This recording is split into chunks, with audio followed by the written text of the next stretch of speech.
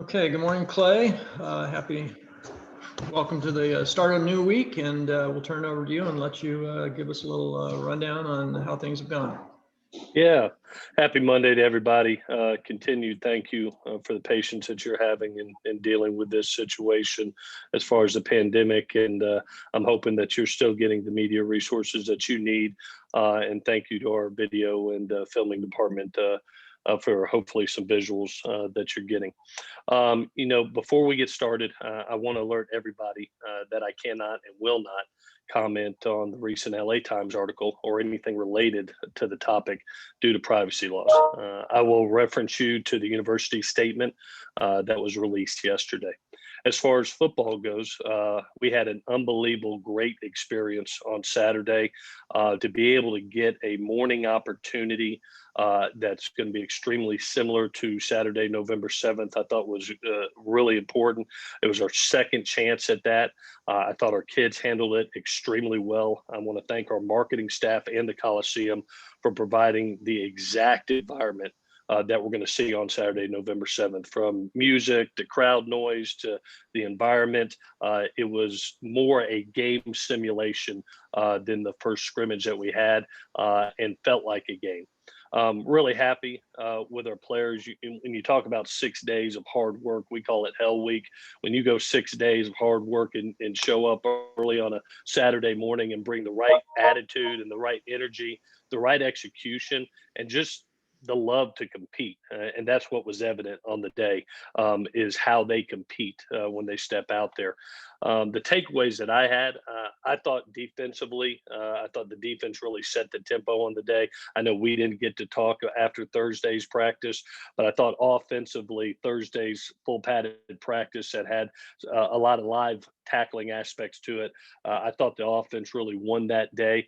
And it was really neat to see the defense bounce back, really set the tempo. And it started with just getting pressure to the quarterback and getting the quarterback off his spot, getting Keaton off his spot, whether it was pressures or whether it was four-man rush, really putting them in uncomfortable situations all day. And then from a coverage standpoint, I can't commend Craig Niver and Dante Williams enough for what they are doing. In the first scrimmage, we had some big plays down the field, and we made that a point of emphasis this whole week. And on the day, the limiting the big play was evident. So great coverage. And if you put pressure on the quarterback, get them off the spot, and have great coverage with it, you're going to win a lot of football games. And that's what I told our guys. The other thing that stood out to me was the development of really our backups on the offensive line. There were some kids that maybe called in at a moment's notice, and I thought they had their best day. The 4 weeks of work, the 2 weeks of the OTA, as well as the 2 weeks now of camp, has helped a Casey Collier and a Liam Douglas and a Justin Dedich, a Cortland Ford, a Jonah Mineham, and Jason Rodriguez. Those guys have stepped up. And now I'm to the point now, and I told them, I said, any one of y'all could go in a game and you're ready to contribute. And they brought a really nice game to the park on Saturday. It was also really important to us because we've spent the last 4 weeks because Coach Snyder did not get the opportunity to implement scheme in the spring. And special teams, as we know, was a huge part of winning football games. So that implementation of a system, new systems, and being able to see those live really for the first time in all phases, be able to see specialists, returners, scheme, and put it to full speed use was great to evaluate off of. So it was a good day there. We walked out of the scrimmage, the best news, 81 play scrimmage. Without an injury, so it was a good day. You get 81 plays of tackling, and everybody walks out clean. That's a great day. So what's up next? This week, we're 2 weeks away from getting ready to play Arizona State, and so we'll continue we'll continue good competitive drill work together, good on good.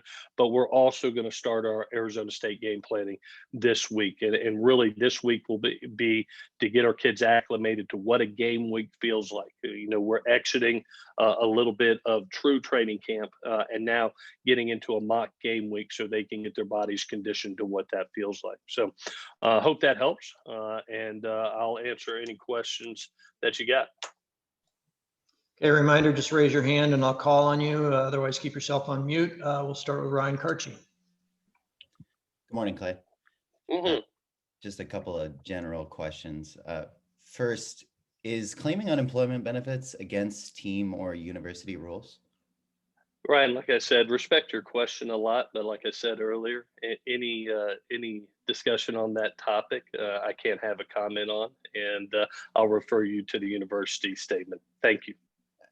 I just figured it's a general question, but another general question. Is it protocol for a player to be suspended if they're under university inquiry? Again, Ryan, respect your question, but again, I'll refer you to the university statement. Thank you. Fair enough. Okay, we'll go to Antonio. So Clay, is this kind of the week where, I know you guys don't have a lot of depth chart competition, but is this the week where things start to get kind of settled? Yeah, Tim and I were talking, and like I said last week, we will announce a 2 deep Friday before the game. Really, I think our ones are coming into focus. We do have a couple guys that are coming off injury. I can't wait to get back into the fold. A Joshua Jackson, a Gary Bryant, a Marquise Stepp, a Kanai Mwaga. Those guys are just right on the cusp of being back in practice and going. And that, I think, will dictate what we look like in the first game. And so we'll wait till Friday, and it's really because of just getting some guys cleaned up from injury. But right now, the ones are coming to play. The twos are what I'm really looking forward to. I think that's where the most of competition is at right now. I think our coaches have done an amazing job. I asked them to build from the ground up, from coach our guys from the bottom up, because each and every kid is going to have to contribute this year with what's going on, whether it's injuries or testing or depth. So they've done a really nice job, and it was evident. I mean, we worked 3 groups in that scrimmage, and all 3 groups it really produced, and there weren't a lot of missed assignments. There weren't a lot of lack of fundamentals. So credit to our coaches. I think they're doing a nice job building from the ground up. Okay, Mark Culkin. Good morning, Clay. Last week, you started to talk about the backup quarterback position, knowing Saturdays during the scrimmage, the backups were getting a lot of run. Can you bring us up to date on where Matt is, Mo, and how they're competing? Yeah, I was really pleased with Matt in the scrimmage. I thought he was extremely effective, and you expect that from a guy that's been around here for a long time with his maturity, his experience, and he really played sound football. He did what he was asked to do, didn't make any critical errors, led some scoring drives, and really played with a great sense of poise. Mo did some nice things too.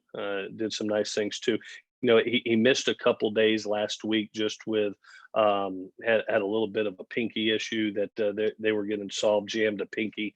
And so he missed a couple days, but was effective in the scrimmage. You can tell he's still learning, still grasping the system, but extremely smart kid. We're so fortunate to have him here, and he loves to compete and competes every day, and he makes the other 2 better. But I was really pleased with Matt's performance in the scrimmage, Mark, to be honest with you. Great. And then a real quick follow-up. How are the receivers developing chemistry with these guys, especially Mo? Matt has a relationship already built, but how are you seeing the relationship with the receivers being built? Yeah, one of the things I wish y'all could see practice and see what Graham does, which I think is an amazing job. We spend basically 30 minutes during practice throwing route concepts where every quarterback is throwing, not just one quarterback, but there's balls being delivered by each quarterback to all 5 skill players. So there's balls being thrown everywhere. It's fun to watch, but I really, Mark, I'll be honest with you, it helps the chemistry building for a Mo that's just coming on, because he's thrown to each wideout, and he's done that for the last 4 weeks. So you can see, I didn't see in that scrimmage a lot of inaccuracy from the quarterbacks. I saw Keenan have to get off his spot a little bit and have to make some plays and create. But as far as when balls came out on time, there was a lot of accuracy between the 3 kids, and I think a lot of that has to do to the way we practice and the amount of reps that each quarterback gets to create that chemistry. It's a great question, Mark. Okay, let's go to Eric McKinney. Hey, Coach, maybe just the one more, 9 a.m. prep for Arizona State. Is there anything else you need to see or anything else to tweak kind of to get ready for a game at that time? No, I think that, just that one more getting your body acclimated to waking up. You could see a major difference between us the first Saturday to the second Saturday. When you're waking up and shoving something up your nose at 6 a.m. to get tested, and then putting some food in your belly, and then you're going like that. It's different. It's different. We may not play another daylight game after this. Who knows? But it has been a great 2-week experience. We're going to do it one more time. Probably not as physical as this last one, but the ability to again go through each phase of special teams, all situations, offensively and defensively, and really have a mock game like situation one more time for our kids before we hit November 7th. Okay, Adam Grossbart. Hey, Clay, with 2 weeks now before the season opener, how much are you preparing for Arizona State, and how does that compare to, the past few weeks, and how much you may or may not have prepared for them? Yeah, good question, Adam. The first 4 weeks of this, the 2 weeks of the OTAs, as well as these last 2 weeks, have just been about us. We have not concerned ourselves with another team. It's about us growing as a team, learning new schemes, defensively and special teams, going from year 1 to year 2. Offensively, developing chemistry, like Mark was talking about, with the quarterbacks and the skill players, an establishment of some runners that I really think our runners have taken shape with Stephen Carr and Keenan Kristen. Quincy Jonte has done a nice job in Easington. Looking forward to getting Marquise back. But really establishing, I think, a stronger run game. So it's been about us these last 4 weeks. And now we shift to starting some game plan this week, some basic game plan for ASU. But, in talking to our coordinators, they still don't want to leave the competitive aspect of getting good on good. So it will be a mix this week of doing half of continue to concentrate on us and us getting better fundamentally, and putting in some basic schemes for ASU. Okay, let's jump down to Ryan Abraham. Hey, Clay, obviously some attrition for inside linebackers with the early injuries, but what's the depth there look like, and what's the competition been like for the inside linebackers? Yeah, I had mentioned last week, Ryan, how pleased I was with EA and his leadership and what he has been able. He's kind of leading the way for our linebackers right now, and I thought he had an unbelievable scrimmage on Saturday. I said this last week. I think T.O. has been so good for him and has taken him to even another level. And I'm really expecting huge things from him this year. I've been pleased with Raylan Goforth and his sense of urgency to be a great player. You could see it when we first arrived back, and how he was working in the weight room. You see the change of his body right now.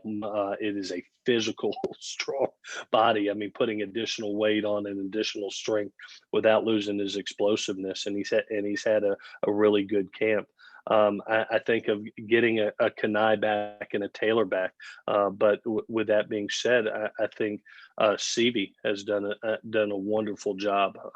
In the reps that he's been able to get also. So, right now with the ones we've been working. We've been working with EA and Raylan, but those other men that I mentioned will come into play and contribute, as well as so and I don't mind mentioning that we moved Raymond Scott down from safety to linebacker to help the depth there. Ray's played that position. He's a hybrid between safety and linebacker with his body type, and he's providing us extra depth too. And I commend him. He said, "Coach, however I can help the team," and did some nice things in the scrimmage. So he'll provide a kid that has some experience and provide some extra depth there. And Todd Orlando being the linebacker coach, how's he split his time there from like working with the linebackers and then running the whole defense? It's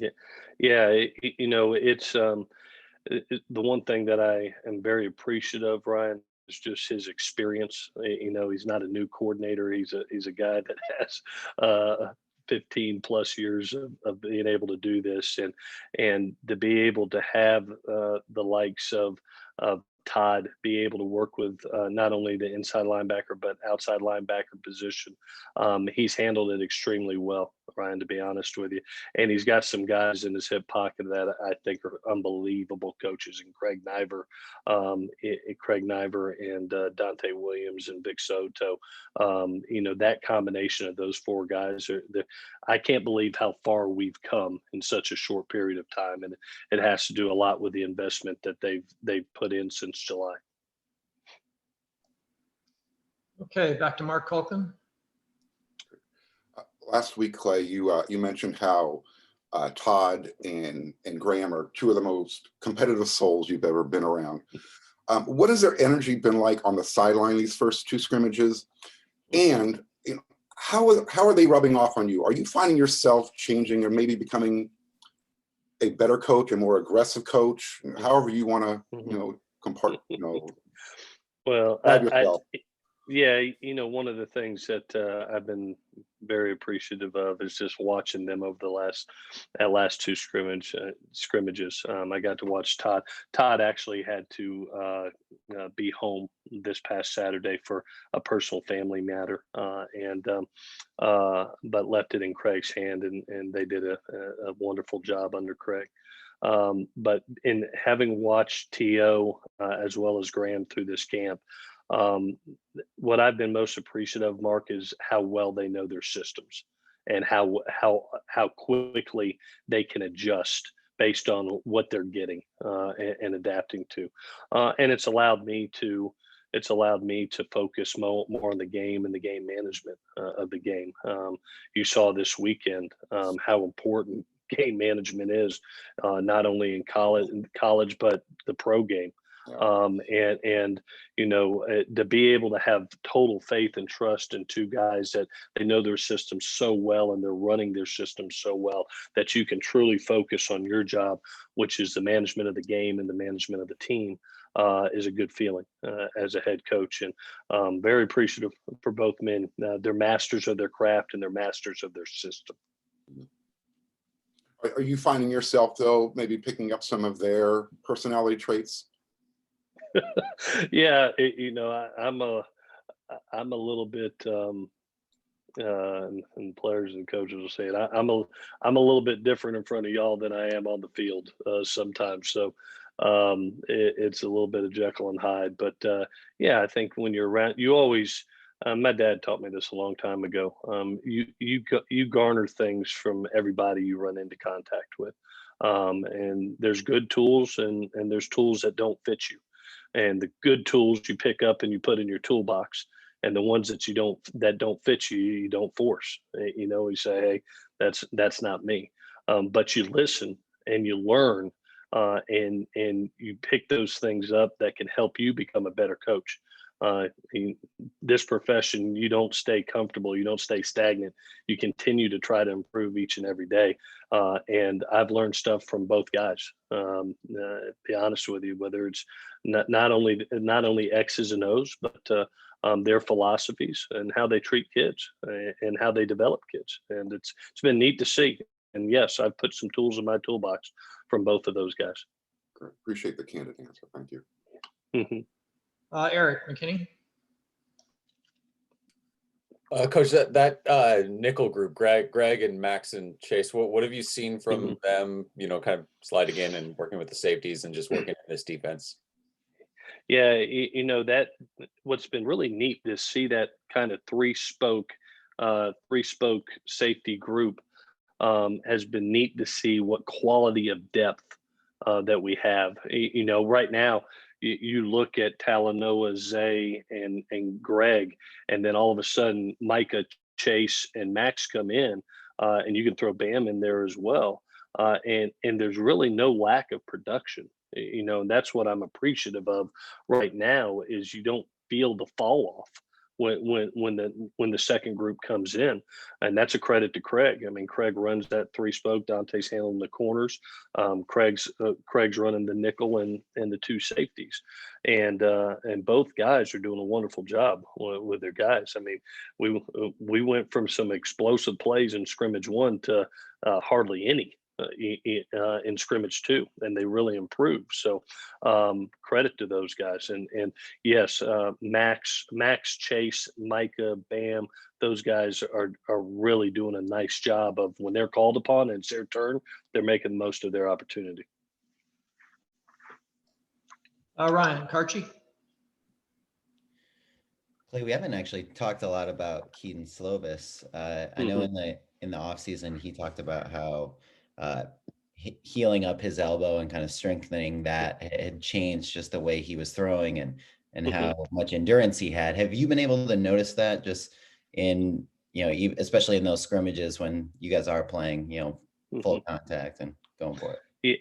Yeah. Where I've seen Ryan, you forget that he was a true freshman last year, and just you walk in and your body's not fully even developed yet, that you're thrown into this situation and he produces for us.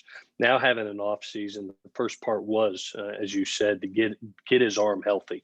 And that was the most concentration over those, basically February, March, April months. And then as we hit May, he poured himself into his strength training, his core training, even from the things that prior to even throwing one ball, what Graham does with those kids as far as developing core muscles groups for throwing. It's an everyday drill. And now all of a sudden you look at this kid and he's 215 pounds. And I mean, he's almost 6'3", and you walk on, he's a full grown man. I walked up to him last year and goes, oh my gosh, this young man, almost boy, is going out there to go against a bunch of men. And now you walk up on top of him and you go, wow, this is a full grown man. And I think he's just developed a lot of core strength, that he's always had great arm talent, but he's making every throw on the field. I mean, he's making back shoulder throws 35 yards down the field, and everybody on the field goes, whoa. I mean, you gotta have some special arm talent and strength to be able to do that. And so I like where he's going, right? I really do, from a physical standpoint. And he's continued to progress mentally because he's a smart kid. He's working with Graham a ton. But the physical aspect of his strength is what I see the most. Okay, Coach, we have no more questions. About time to let you go anyway. Thank you for joining us. Just a reminder for the rest of this week here, tomorrow and Wednesday at 8, tomorrow we'll have tight ends coach John David Baker and Eric Kromenhoek. On Wednesday, we will have special teams coach Sean Snyder, place kicker Chase McGrath, and snapper Damon Johnson. And then coach will be back with us on Thursday at 8. So until tomorrow, have a great day, and thanks again for joining us. Have a great week, guys. Take care. Thanks again. Take care.